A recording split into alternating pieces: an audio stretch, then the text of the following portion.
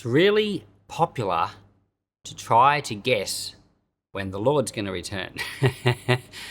When I was in grade 9 at school, it was on the news. Someone in the Philippines had worked out the day that Jesus was going to return.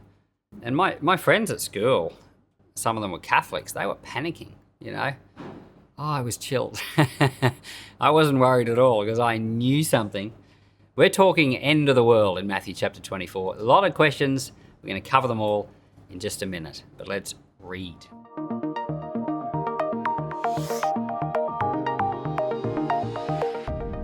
Jesus went out from the temple and was going on his way.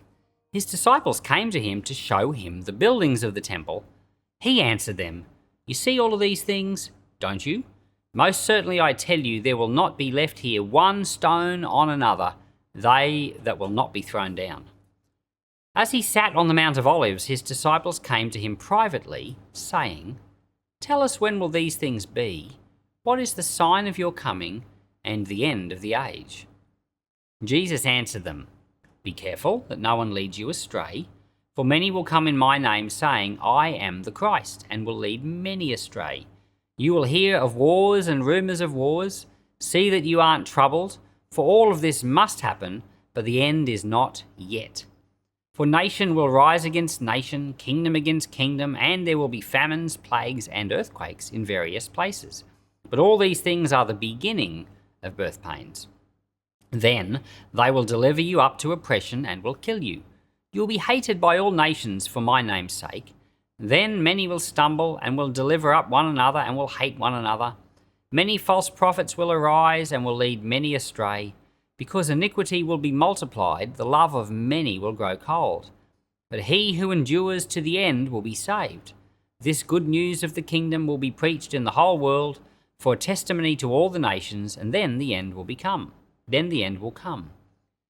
When, therefore, you see the abomination of desolation, which was spoken of through Daniel the prophet, standing in the holy place, let the reader understand.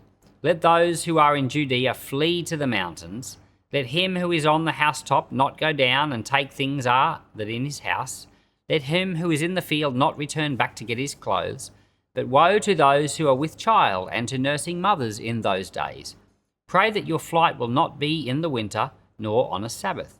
For then there will be great suffering, such as not been from the beginning of the world until now, nor ever will be. Unless those days had been shortened, no flesh would have been saved. But for the sake of the chosen ones, those days will be shortened. Then if any man tells you, 'Behold, here is the Christ,' or 'There,' don't believe it. For there will arise false Christs and false prophets, and they will show great signs and wonders, so as to lead astray, if possible, even the chosen ones. Behold, I have told you beforehand. If therefore they tell you, 'Behold, he is in the wilderness,' don't go out. 'Behold, he is in the inner room,' don't believe it. For as the lightning flashes from the east and is seen even to the west, so will be the coming of the Son of Man. For wherever the carcass is, that is where the vultures gather together.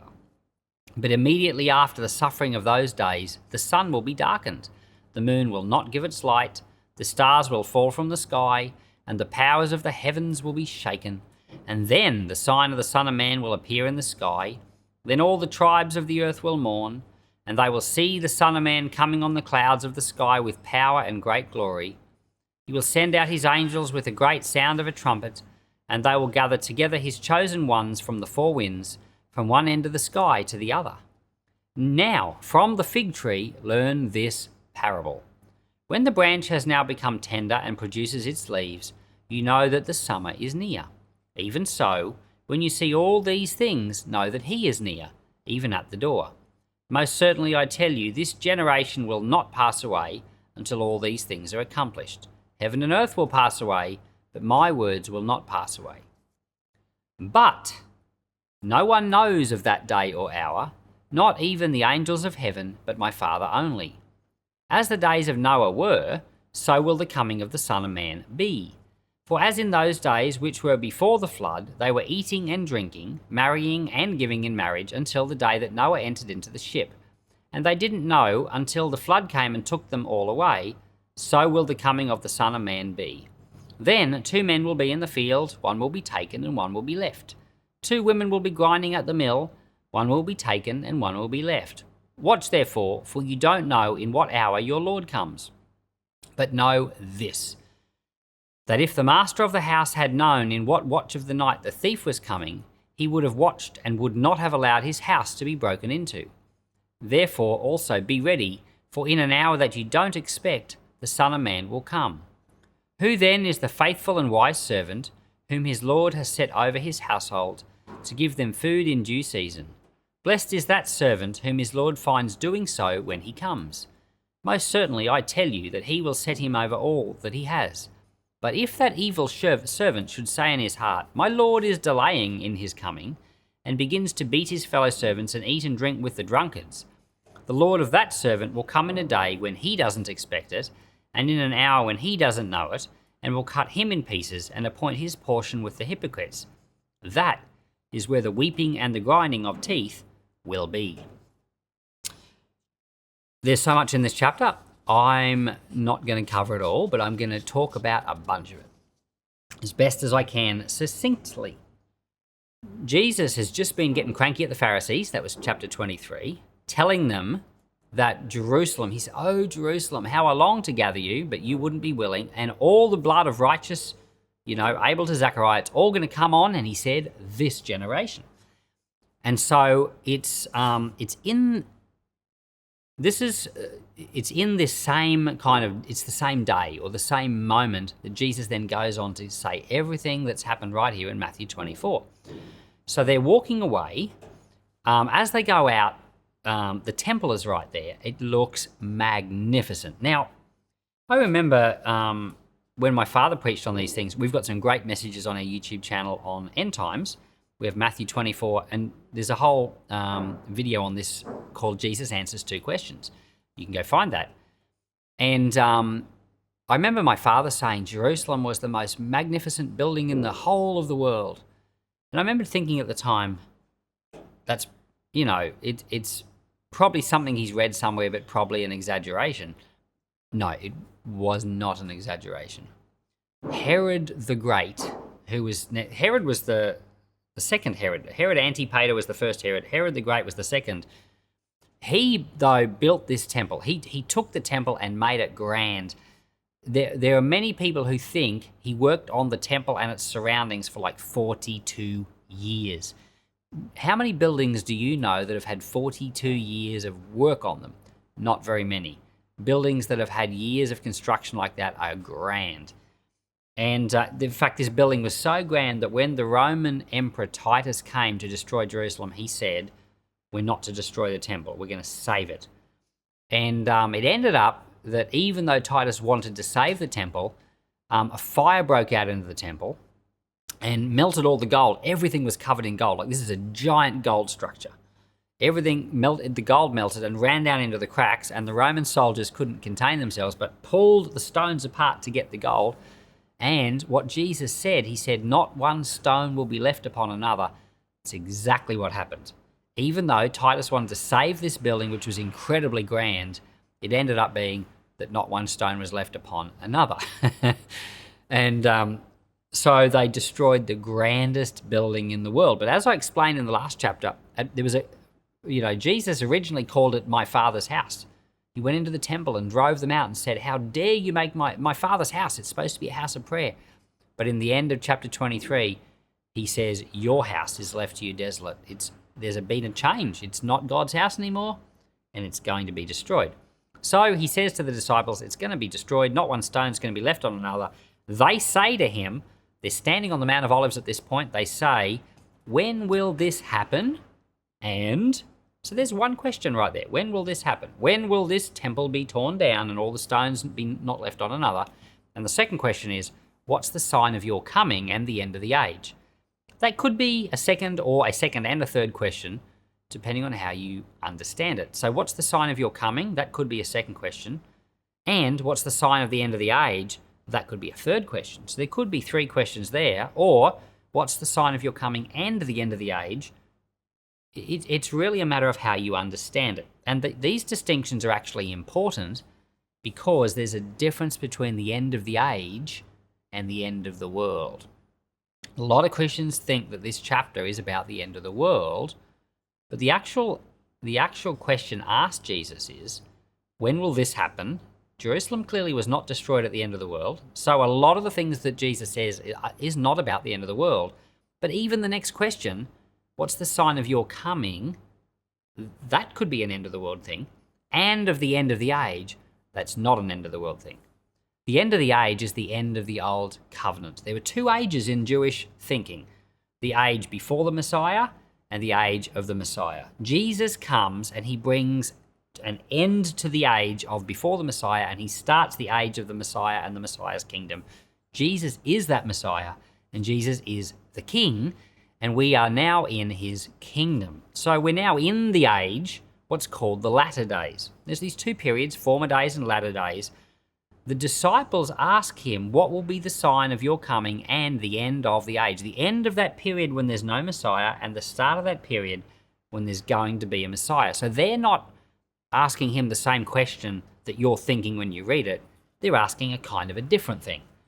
But Jesus also knows that they don't understand what's actually going to happen, because they're still thinking like physical king, physical throne, the Messiah's going to rule over Jerusalem, kind of like King David did. So they're thinking like, Jesus, when are you going to set yourself up on your actual throne? When are you going to become the king? When are you going to come and you're going to start the Messianic age? When is the latter days going to start? They're thinking physical stuff, but Jesus answers by describing how Jerusalem was going to be destroyed, how the end of the age, in other words, the end of the old covenant, was going to happen.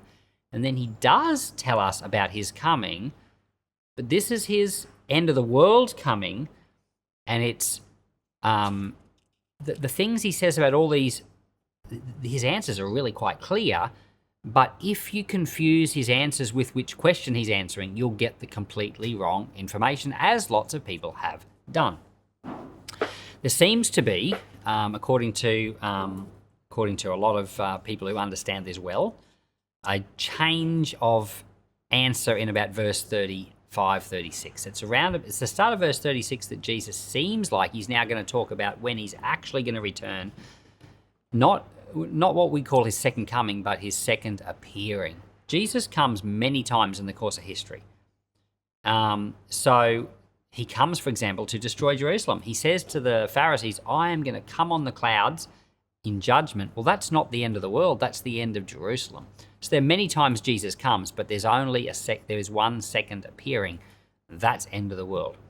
So I'm going to quickly run through a few of this, because some of his answers here definitely seem like it's talking about the end of the world, when in fact it's talking about the end of the age and the end of Jerusalem. So, the disciples, when will this happen? In other words, what's the end of the age and the end of Jerusalem, which they also think is the same time he's coming, but he's not. He's coming at the end of the world, but the end of the age and the end of Jerusalem were within that generation. So Jesus says a whole heap of things, and we're going to run through them in a minute. And then in verse 35, he says, verse 34, he says, I tell you that this generation will not pass away until all these things have happened. So everything Jesus has said right up to verse 34 happened at the end of the age and the end of Jerusalem. It's after verse 35. In verse 36, he says, but, which in Greek is like kind of, the Greek, it's peride, which means now the other thing. It's like now he's going to answer that question about his second appearing, or the end of the world, you could say, even though the end of the world doesn't appear here or anywhere in the Bible. We'll get to that end of the world bit in a minute. But the end of the age and the end of Jerusalem. He says, be careful, no one leads you astray. They're going to come and say, I'm the Christ. There's going to be wars and rumors of wars, earthquakes, nations rise against nation, etc., etc. These are just the beginning. Thank God we've got a historian called Josephus, a Jewish historian. He wasn't Christian, but he recorded all the history in great detail from the time before Jesus right through to the end of Jerusalem's destruction. This period of time from Jesus, from AD 30-ish through to AD 70, is full of everything Jesus describes here. It's full of wars, rumors of wars, nations fighting nations, earthquakes, famines, plagues. It's got it all. Jesus says that's all going to happen, but that's not the end. That's the beginning of the end. he says they will deliver you up to oppression and will kill you. Now, who's the you? It's the disciples and it's the apostles. And guess what? They were. Read the book of Acts. Christians were persecuted. Paul, everywhere he went, was persecuted. A lot of the persecution was by Jewish people, but Romans doing the persecution on their behalf. In some places, it was the Romans themselves who were persecuting. Look at Emperor Nero throwing Christians to the lions and lighting them up in his gardens. All of this is going on in this period. Jesus says you'll be hated. You'll be delivered up to death. The love of many will grow cold. That happened in a big way because Jewish people were given freedom of religion, but Christians weren't. And there were all these people that had turned to follow the Messiah, but the temptation to go back to being Jewish was very strong because as soon as you went back to being Jewish, now you didn't have to swear that allegiance to Caesar. You didn't have to say Caesar is Lord. You were free to be yourself. You weren't going to be killed. Christians were persecuted, but Jews weren't. There was a huge temptation, and Jesus knew it, and he said, the love of many will grow cold. So this period of time is tumultuous. And then, verse 15, Jesus says to them, when you see the abomination of desolation spoken through the prophet Daniel, flee, run. Now, what is this abomination? It's the Roman army coming, and the Roman insignias, which represented their gods. They were bringing their false gods into Jerusalem. They were bringing the abomination of desolation into the holy place, the holy city. And Jesus says, when you see that, flee. Now, some people think this is talking about the end of the world, but if Jesus suddenly returned, if Jesus was just suddenly coming in the sky and the end of the world was like that, you wouldn't have time to flee. But Jesus said, woe to those who are with child and those nursing mothers. In other words, if you're pregnant and you suddenly see the Roman armies approaching and you've got to bolt, it's hard to run if you're pregnant. Not that I have experienced it, but it is, it's not easy. But if Jesus suddenly returns and it's the end of the world and you're caught up in like some kind of rapture event, you don't have to worry too much about running. But Jesus is warning his very own disciples here. And but according to popular end time perspectives, the Christians are taken away and they don't go through this, what they believe is to be a tribulation period. But Jesus isn't describing a tribulation in the end of the world. He's describing a tribulation at the time, he said, would happen within this generation. And he says, verse 23, if anyone says, here is the Christ, or there they are, don't believe it. He says, I have told you in advance. And a lot of false Christs arose at this period. Josephus records quite a number of them. The Bible mentions several of them. The reason there was a real prevalence of false Christs is because, one of the reasons is because Daniel had numbered a countdown of 490 years from a certain point to when the Messiah would come, and this is the period of time when the Messiah was expected to arrive. Jesus, of course, arrives. He is the Messiah, but he wasn't accepted. But there were other people who rose up and said they were the Messiah. There was a whole bunch of them right at this point. But Jesus says, don't believe it. Not a single one of them is the Messiah. Don't listen. And then we get some interesting things. It says here, after the suffering of those days, the sun will be darkened, the moon will not give its light, the stars will fall from the sky, the heavens will be shaken. It sounds a lot like the end of the world. It sounds exactly like the end of the world there, but is not. This is the exact same language used way back when we were going through the prophet Isaiah. This language was used by the prophet Isaiah to describe the destruction of Egypt. This language was used by the prophet to describe the destruction of Babylon. When the prophets were describing the destruction of Babylon, it said, the sun will fall, the stars will fall, the moon will be blotted out, the heavens will be shaken. It said all of this to describe the shutting down of a nation. It's all metaphor and symbolism. Even today, we talk about stars in society. We've got our celebrities, our movie stars, our heroes. And if you say the star, if a movie, if a famous, look, Princess Diana, when she died, they said a star has fallen. So this type of language, we even still kind of use it today. But it was definitely in those days referring not to the actual sun falling out of the sky, and but to like the end of the entire nation. So Jesus is saying the Romans are coming, the abomination. He said, when you see them coming, flee.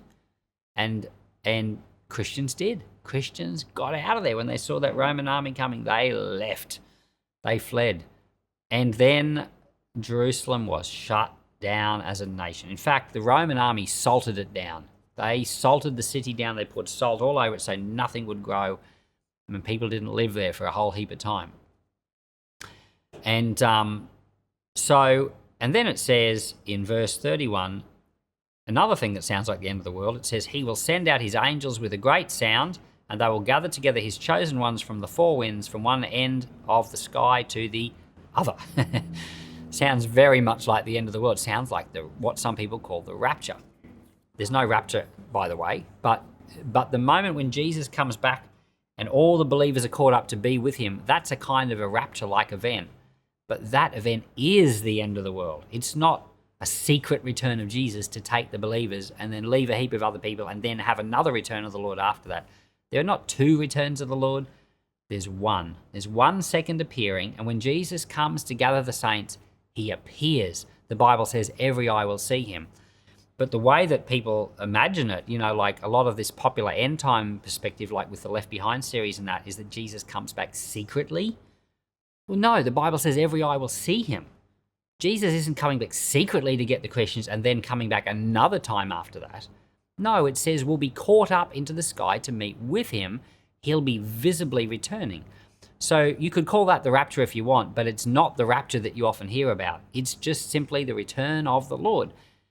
And so it sounds like that's what's being described here in verse 31, but it's not. We know it's not because Jesus says just 3 verses later, all of this will happen within this generation. Jesus didn't return within that generation. He did come during that generation. He came and brought judgment on Jerusalem, but he didn't return. It wasn't his second appearing. No, it's a very, very simple answer. The angels are not angels. They're people. When the word angel appears in the Bible, it's the word angelos, and it's just the word messenger.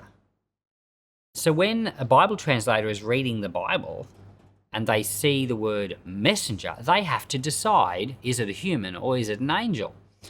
And what happens is translators read this and think, oh, it's talking about the end of the world, must be angels. It's not angels, it's people. The Lord will send out his messengers, his missionaries, and they will gather together his chosen ones from the 4 winds. This is what Jesus said in Matthew chapter 10. He said to his 12 disciples, his 12 apostles, go to all the lost sheep of Israel. Don't go to the Gentiles, just go to the Israelites. And he says, you will not stop going through all of the cities of Israel before the Son of Man comes. Not before the Son of Man returns and the world is over, but before the Son of Man comes to judge Jerusalem. That's this verse here. The messengers going out to gather the chosen ones from the 4 winds. It's the same thing. And it said earlier in verse 14, it said that the gospel will be preached in all the world as a testimony to all nations, and then the end will come. Not the end of the world, the end of Jerusalem. And that also is what happened. The Apostle Paul and Barnabas and Silas and a heap of others did go to all nations as a testimony. And of course, in all those nations, there were Jewish people and synagogues, and the gospel went into all these places before the city of Jerusalem was destroyed. So Jesus has asked these couple of questions, when will Jerusalem be destroyed? And he gives all these answers. And you notice in all the answers that he gives, it's quite detailed. He said, this will happen. This will happen. When you see this, do this. You'll note that there's going to be an abomination. When you see that, run and pray that it won't be in winter. So it's like really quite detailed. But in verse 36, he goes to talk about his second appearing or his second return. And all of a sudden it gets vague. You can notice the difference in complete tone. Up to this point, he's giving detail. He's saying it'll be like this. It won't be like this. Do this. Don't do this. He's giving detail. But all of a sudden, in verse 36, but about that day, the day that he returns and the world is over, no one knows. Not even me, says Jesus, only the Father in heaven. So now he says, I don't have any information for you. I don't know. You know, the other thing, the Jerusalem thing, I've got detail. Watch out for this. Don't do this. But when it comes to the end of the world, I don't know. He says, but I do know something. It's going to be like the days of Noah. And he says, in the days of Noah, people were living normal lives. They were just marrying, giving in marriage. They were eating, they were drinking, they were going to work. They were doing normal stuff. And all of a sudden, wham, a flood. Completely unexpected. And Jesus says, that's what my final return is going to be like. Unexpected. No one will know the day or the hour. Now, what's happened is some people have thought, ooh, we don't know the day or the hour, but we could work out the week or the month or the year. And so they think, you know, we might not know the exact minute Jesus is going to return, but we can figure it out pretty close. No, we can't. We can't figure it out very close. The signs of the times, because Jesus said, you know, you can tell from a fig tree when it's about to happen, you know, when you're about to have, you know, the season based off the fig. When he said that, he was not talking about the end of the world. He was talking about the end of Jerusalem. When you see all these things happen, like the Roman army coming and the wars and the rumors of wars, when you see that, you know Jerusalem's about to be destroyed. Yes, he was detailed in describing that. But about the end of the world, we have no clue. We don't know the day. We don't know the hour. We also don't know the minute or the year or the month. We probably might not even know the millennium. It could be thousands of years away. We don't know. And, but it's quite popular to try to figure it out. But every time someone's tried to guess, they've always been wrong, and they always will be. Because Jesus, how do we know? Jesus said it will happen at a time when it's not expected. Now think about that for a minute. He's using Noah as an example. Noah's flood was not expected. But what that means is they didn't even think a flood was going to happen at all. The idea of a flood was not within the realms of their possibility. It's not like they were saying, it's not like the whole world was sitting around saying, ooh, you know, there's going to be a flood. We don't know the day or the month of the flood, but we could figure out the year of the flood. It wasn't like that. They didn't even know there was going to be a flood. It was completely off their radar at all. Jesus is saying it's just like that. It's so off the radar, people will be not expecting it at all, not even thinking about it, not even within the realms of possibility. In other words, the world will probably go on. People will stop trying to guess when the Lord's going to return. It'll probably be thousands more years at least. And people will stop trying to guess. And then at a point, sometime in the future when people just aren't even thinking about it, wham, the Lord is back. That will be a shock. People will not be expecting that. That's how it seems to me. And it's interesting because it's like the idea of Jesus coming back soon is so firmly ingrained into people's thinking that they can't imagine that the world could possibly go on for thousands more years. But the fact is, the world has already gone on for 2,000 more years. The early Christians didn't expect that, but it has. And I know Jesus said he's coming soon, but it doesn't mean soon. It means suddenly. Jesus says, when I come, it will be sudden. So yes, when the Lord decides to come, it will happen suddenly. Just like the flood happened suddenly. It was just in a minute. And all those people perished because they weren't ready. And now you might say, well, how can you be ready for something when you're not expecting it to happen? That's a good question.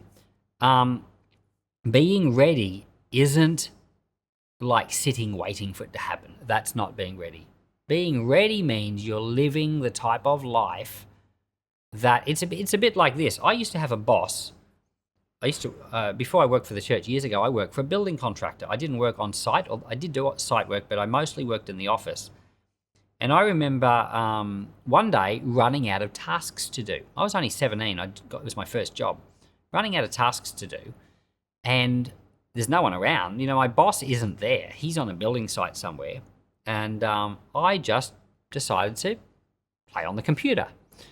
So I'm playing on the computer. I'm using the Paint program back in Windows 3.1, and I'm designing some stuff. And next thing, in through the door walks my boss, unexpectedly. And he literally says, "What are you doing?" Really upset. And it's like, I wasn't ready for his return. It was not in my realms of possibility at all that he would be there. The Lord will come at a time when we're not ready for him. And how to be ready for him is to be doing what he wants, is to be living a life that's a Christian life, serving him, living a life of prayer. It's a really, really obvious illustration of what it means to be ready. Being ready isn't sitting around waiting for the Lord. It's saying he's going to be here any day. No, that's not being ready. Being ready is saying, the Lord's called me to live for him, and I'm going to live for him. Lord, how can I serve you? What do you want me to do? So if I ran out of a job at work, I could have phoned up my boss and said, I've run out of work. What do you want me to do? Or I could have just said, what can I do around here? Let me sweep the floor. Let me wash the dishes. Take some initiative and do something. If you don't know what the Lord has for you, there's plenty of instructions in the Bible. Have a look. Take some initiative. Have a go. Serve the Lord. Dr. Creasy, I listened to a fair bit, and he said, if anyone tells you that they know when the Lord is coming, he said, it's all smoke and mirrors. He said, hang on to your wallet. It's great advice. People make money out of saying that they know when the Lord is coming. Don't buy any book that says they know when the Lord is coming. Hang on to your wallet. It's a scheme. It's a way of making money. The Lord has said in black and white, no one knows, and that should be enough for us. So that's my take on Matthew chapter 24. Everything up to verse 35 is about Jerusalem. Even the couple of verses there that sound like the end of the world, they're not. Everything after verse 36 on is actually about the return of the Lord. That's the way I understand it. It's because Jesus is answering multiple questions, not just one. And C.S. Lewis, the famous Christian writer and speaker, he really struggled because he thought that this chapter was describing, certain things, and he said that he nearly lost his faith over verse 34. That's the verse that says all of these things will happen before this generation passes away. He couldn't understand any way in which Jesus could have said those things and been true. It could have been true, be correct. To him, it looked like Jesus was wrong because all the things that Jesus was describing didn't happen in this generation. That's how it seemed to him. But C.S. Lewis simply just misunderstood. All of those things were about Jerusalem up to verse 35, and everything after is about the days yet to come. Finish with this one thought. Here at Peace, we don't think the Lord is coming back soon. Now, when he comes, he'll come suddenly, but we live our lives ready for the Lord. And we do that by being fully aware that the Lord could return at any minute for any one of us. You could be driving down the road, like the world's, fastest marathon runner was just in a car crash the other day. Like 23 years of age, unexpected. It happens. People can go to meet their Lord at a time they don't expect. The Lord can call you home. You better be ready to meet him. So we live our lives ready to meet the Lord at any given moment. But the reason we don't expect his return for everyone soon is because of other verses the Bible has. There's verses in the Bible like, for example, in John 17, Jesus prays a prayer. He says, Lord, may they be one. May the Christians be one as you and I are one. Now, Jesus and the Father are one, but the body of Christ is not one. Well, that's a prayer that Jesus prayed that hasn't been answered yet. How is that going to get answered? Well, it's going to get answered on earth. It's not going to get answered in heaven. Paul said in Ephesians chapter 4, he said that the Lord gives apostles and prophets, teachers, pastors, and evangelists, the fivefold gifts, to equip the church for the work of the ministry And he will do that until, there's that word until we all measure up to the fullness of the stature of Jesus Christ. In other words, we are going to be on earth, and the Lord's going to be appointing church leadership on earth until the body of Christ has become mature. We've measured up to the fullness of God. There are lots of verses like this in the Bible that describe a process that's going on that takes time. A maturing process. It's like the Lord is at work. He's not going to fix us up in heaven. He's working to fix us up here and now. And eventually we'll be perfected in heaven, but there's a process of perfecting us going on now. Well, that seems to be something that will take time. Another verse, the Lord said he would show his love to 1,000 generations of those who fear him. Well, how long's 1,000 generations? At least 25,000 years. You know, if you believe that the world's only 6,000 years old, well, we still got at least 19,000 years to go if you're being literal. If you're not being literal, 1,000 means a lot more than that. 1,000 always means a really big number. Could be millions of years. So we're not adamant about that. We don't know for sure, but there's definitely enough reasons to believe that Jesus could be a long time in coming, but we still live ready. He could come for you at any time. And being ready means just living a life that serves him. Lord, I want to thank you for Matthew 24. Thank you for what does seem to me to be very clear instructions about how to live and how to serve you. And I ask for grace for this in Jesus' name. Amen.